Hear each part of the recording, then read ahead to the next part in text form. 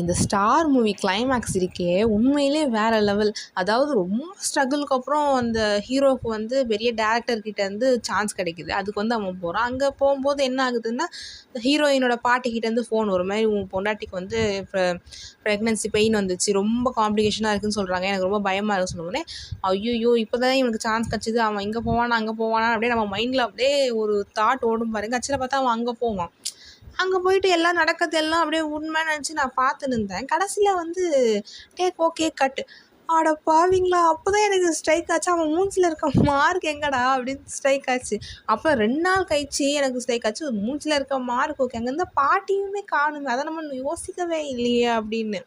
அதாவது ஸ்டார்டிங்கில் அவங்க அப்பா சொல்லுவேன், பாரதியார் மீசை வந்து காணாமல் போயிட்டுருக்கோம், சரி விட்றா அந்த மீசையை விட, நீ நடிக்கிற நடிப்பில் எல்லோரும் அந்த மீசையே மறந்துடணும், அந்த மாதிரி அவர் நடிக்கிற நடிப்பில் அவர் மார்க்கே நம்ம மறந்துட்டோம். இதுதான் ரொம்ப சூப்பராக இருந்துச்சு.